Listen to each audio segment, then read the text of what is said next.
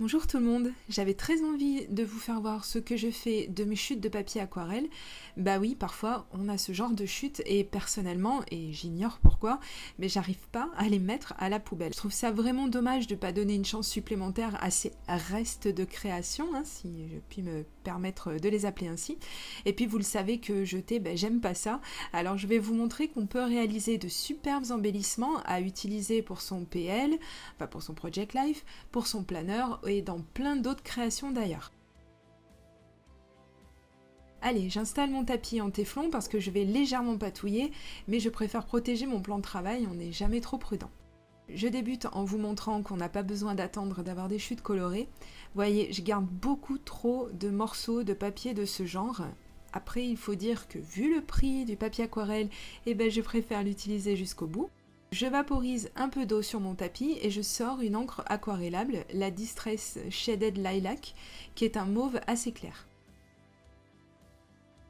Tellement clair d'ailleurs que je vais avoir du mal à vous montrer ce que ça donne quand je l'aurai dilué et appliqué sur mon papier, alors je vais rajouter un peu d'encre et trempouiller directement mon papier dessus. On voit déjà un peu mieux le résultat que je vais travailler encore un peu à l'aide de mon pinceau, le but n'étant pas d'avoir quelque chose d'homogène. Il n'y a pas à dire, l'aquarelle, je trouve ça vraiment magique. Je sais pas si ça vous fait ça aussi, mais alors personnellement, je suis complètement amoureuse du résultat. C'est doux, léger et on obtient chaque fois un résultat différent. Vous l'aurez compris, je suis complètement fan. Je prends la Mermaid Lagoon, un très joli bleu et pareil, je le dilue avec de l'eau et je trempouille mon papier. Si j'ai envie, je peux rajouter de l'eau pour avoir un rendu encore plus dilué. Et là, apparemment, j'avais envie, alors je le fais et je la laisse sécher. En attendant, je vais commencer mes tamponnages. J'ai choisi cette planche Mo parce qu'elle se prête très bien au Project Life et que j'adore ajouter ces petites expressions un petit peu partout. Je me débarrasse de l'excédent de papier et je sors ma Versafine parce que j'aimerais un résultat bien noir et bien profond. Et là, voilà, comment me faire grimper la tension directe à 21. Alors, on arrête les bêtises et on sort la grosse artillerie, j'entends par là ma stamp plateforme, parce que décidément le papier aquarelle c'est parfait pour les techniques avec l'eau, mais apparemment il n'aime pas spécialement se faire tamponner la tête, ce qu'on peut aisément comprendre, mettez-vous un peu à sa place.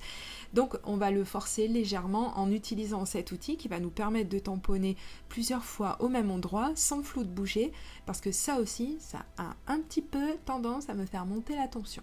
Voilà, et là on voit bien à quel point monsieur papier aquarelle est récalcitrant et que l'encre a bien du mal à pénétrer, et c'est là que je me dis que je l'aime ma stamp plateforme. Je suis lancée, alors je continue, avec le mot love, je ne me pose pas trop de questions sur son emplacement, mais pour des tampons plus ajourés, j'essaie de choisir des endroits où l'aquarelle est plus ou moins présente, là où on va voir le blanc du papier, enfin après c'est vous qui voyez, c'est selon vos préférences et comment vous préférez que ça apparaisse sous votre tamponnage. C'est tellement simple d'obtenir des résultats sympas, je pense que je pourrais faire ça pendant des heures. Ça permet également de se servir de plein de tampons, il n'y a pas que les textes d'ailleurs. Je vais prendre cette planche de chez Action et je vais tamponner le sentiment mais aussi les petits ballons. L'avantage quand on a mélangé plusieurs couleurs, c'est qu'on a des dégradés, des camailleux et que le plus compliqué au final, c'est de se décider où positionner son tamponnage.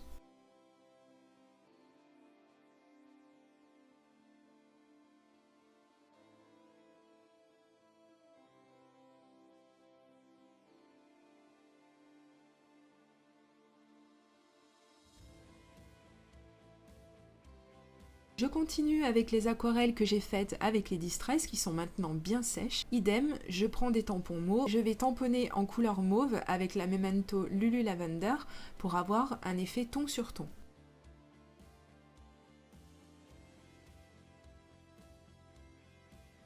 Puis une autre planche de mots, je vais utiliser le côté bleu de l'aquarelle que j'ai réalisé avec la Mermaid Lagoon, rappelez-vous, et je vais là aussi utiliser une encre se rapprochant de cette couleur, mais un peu plus foncée pour avoir un effet ton sur ton encore une fois.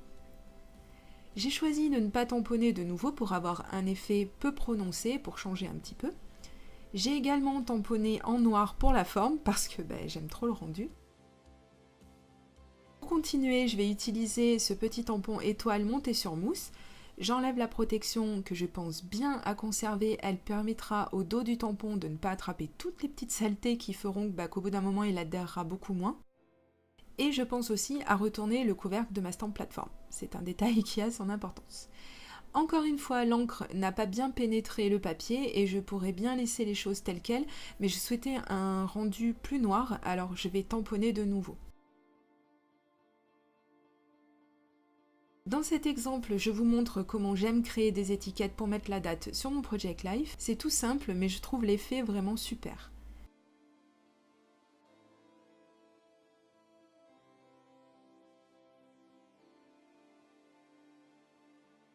Il ne restera plus qu'à retailler tout ça, mais je vous montrerai ça un petit peu plus loin dans la vidéo. On augmente un petit peu le niveau technique pour passer à l'embossage à chaud. Je vais pour ce faire utiliser la Versamark pour mon tamponnage sur lequel je vais verser ma poudre et la faire gonfler à l'aide de mon heat gun. Comme d'habitude, je vous mettrai la vidéo vous expliquant cette technique en détail à la toute fin de cette vidéo, alors restez bien avec moi jusqu'au bout. Et c'est parti pour les découpes et le retaillage.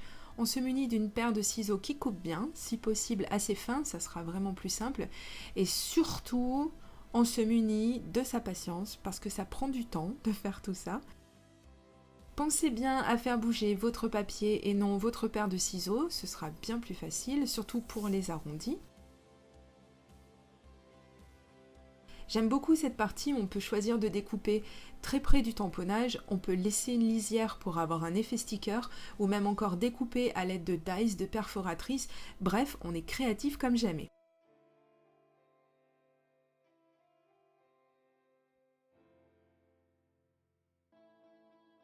Je vais rajouter un trait noir à main levée tout le tour de mon embellissement pour souligner le rendu, et j'adore le résultat, j'espère que vous aussi.